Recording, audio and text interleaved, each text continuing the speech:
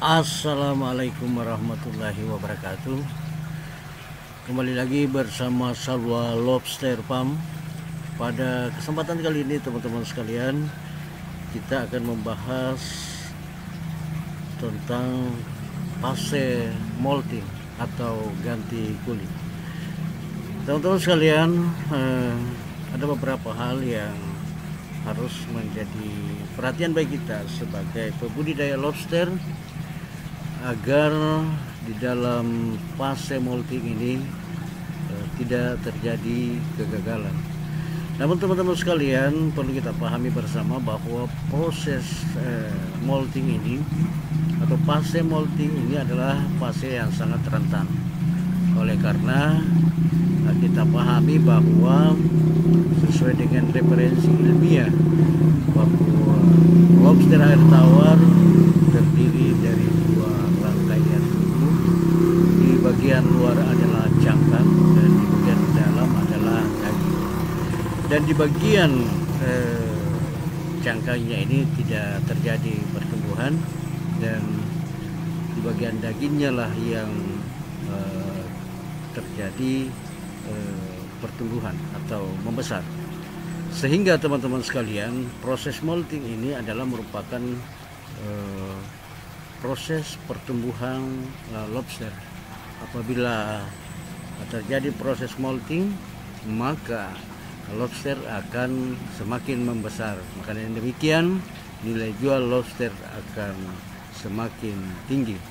Itulah sebabnya teman-teman sekalian, di fase ini perlu betul-betul kita perhatikan sebagai pembudidaya lobster, karena fase inilah yang bisa meningkatkan. Apabila terjadi fase molting ini, maka semakin meningkat nilai jual lobster. Teman-teman sekalian, sahabat Salwa Lobster Farm, kemudian yang kedua yang harus kita pahami bahwa frekuensi molting pada buraya terjadi proses molting atau fase molting sebanyak 1 kali dalam 10 hari. Di fase ini terjadi pada buraya, semakin lama semakin menurun fase ini. Kalau pra dewasa antara 4-5 kali dalam 1 tahun. Dewasa 1 kali 1 tahun. Di atas 5 tahun semakin menurun. Jadi di frekuensi molting ini teman-teman sekalian, semakin besar, semakin bertambah umurnya lobster, maka semakin berkurang fase molting yang dialami. Sehingga teman-teman sekalian, perlu di fase ini kita betul-betul harus memperhatikan. Banyak kegagalan bagi pembudidaya lobster oleh karena tidak atau kurang memperhatikan di fase ini. Ini yang harus kita mendapat perhatian baik kita. Di budidaya lobster Salwa Lobster Farm, saya mengamati ada satu indukan yang akan molting.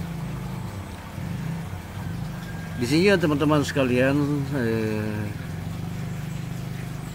kita harus memahami bagaimana ciri-ciri molting atau lobster yang akan mengalami fase proses molting. Yang pertama teman-teman sekalian, berkurangnya gairah makan dan suka menyendiri. Dia selalu mencari tempat-tempat yang jauh dari jangkauan lobster yang lain. Ini kita lihat lobsternya, dia berada di tempat yang aman. Nah, di atas shelter, di tempat yang ditempati ini adalah di atas shelter batu bata ini adalah shelter indukan lobster yang saya buat,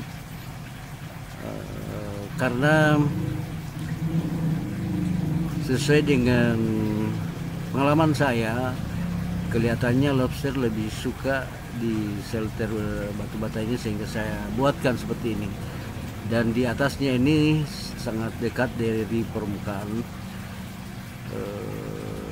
kira-kira hanya 1-2 cm dari permukaan air, sehingga oksigen sangat tinggi masuk, sehingga dia memilih naik di atas ini.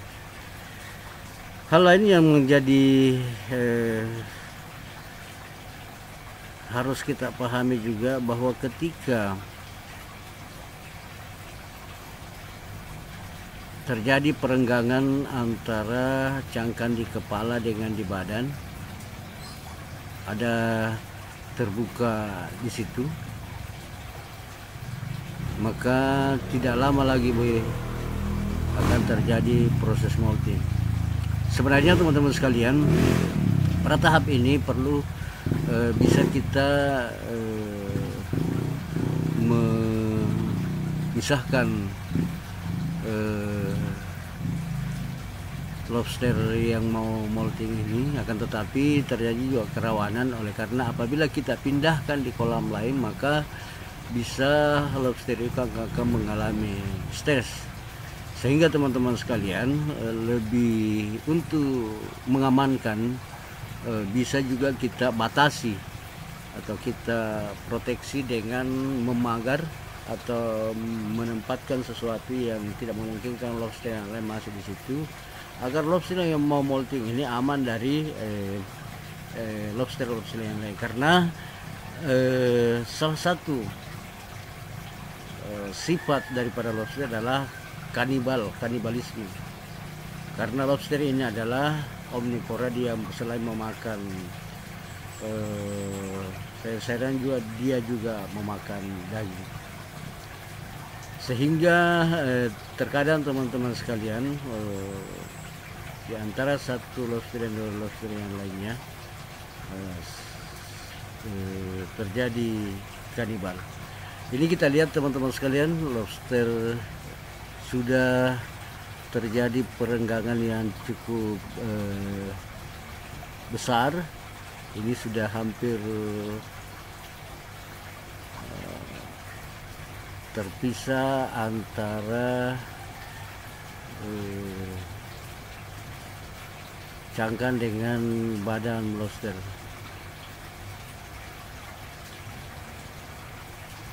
Ini kayak proses melahirkan teman-teman sekalian. Ini begitu, proses ini sangat riskan, sehingga perlu kita awas, perlu kita betul-betul memperhatikan bagaimana keamanan lobster dari lobster yang lain ketika terjadi molting. Ini detik-detik teman-teman sekalian, terpisahnya cangkang dengan tubuh bagian dalam daripada lobster, sehingga lobsternya akan semakin membesar. Kita lihat teman-teman sekalian bagaimana proses yang dialami lobster yang akan ganti kulit atau yang akan molting.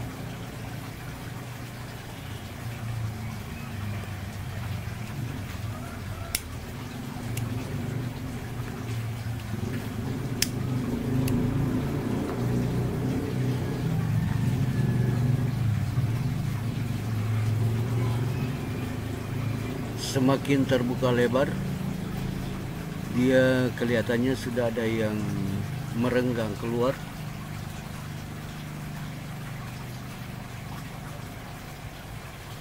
Ini kita saksikan teman-teman sekalian bagaimana detik-detik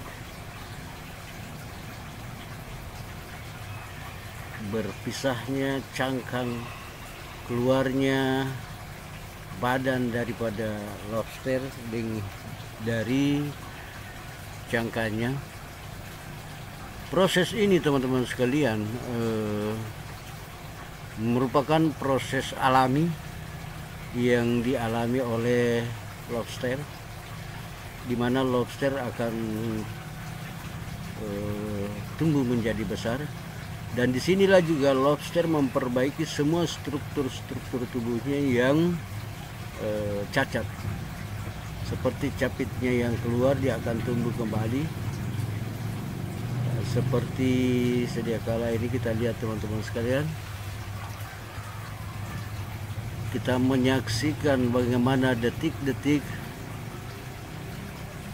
lobster ini keluar dari cangkangnya. Disinilah fase yang sangat rawan sekali bagi lobster. Di detik-detik mereka akan melalui fase ini, teman-teman sekalian. Kita bisa bayangkan bagaimana, karena lobster itu adalah nalurinya atau sifatnya adalah kanibal. Dalam kondisi seperti ini nih, lobster yang akan molting tidak punya daya, sehingga kalau tidak safety atau tidak aman dari sergapan dari teman-teman lobster yang lain, maka tentu dia akan, nah ini teman-teman sekalian sudah mulai keluar sebagian. Ini kita lihat memanjang di tubuh, bagian ekornya sudah terpisah. Ini sudah hampir keluar teman-teman sekalian. Oh teman-teman, oh dia bergoyang.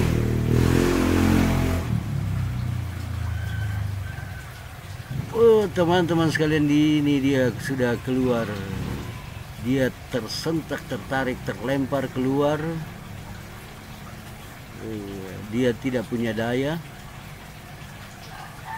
bagaikan lobster yang mati, tidak punya daya. Teman-teman sekalian, kita menyaksikan bagaimana dia melepaskan diri dari cangkangnya.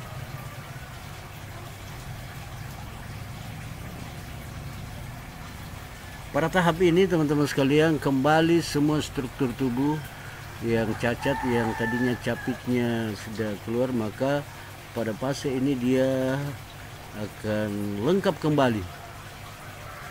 kembali struktur tubuh yang dimiliki oleh lobster.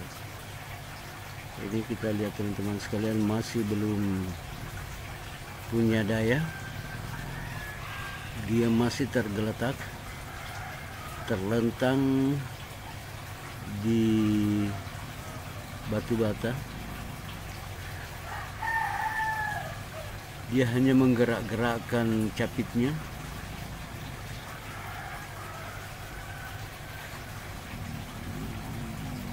Sangat lemah sekali kondisi lobster ketika dia keluar dari cangkang yang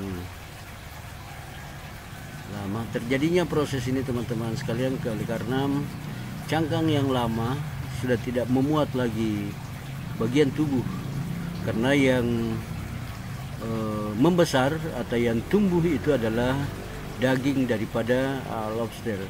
Cangkangnya tidak bisa tumbuh lagi.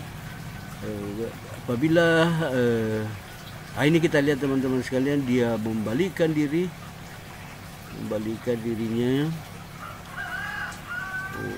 Sudah bergerak teman-teman sekalian.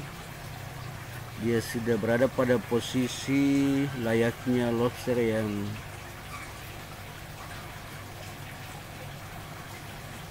sehat.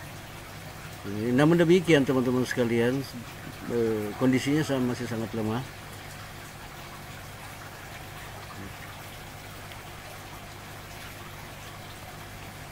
Masih sangat lemah sekali. Kita lihat demikian proses detik-detik kita menyaksikan detik-detik terlepasnya dari cangkangnya. Demikian pembahasan kita kali ini teman-teman sekalian. Jangan lupa like, komen, dan subscribe. Assalamualaikum warahmatullahi wabarakatuh.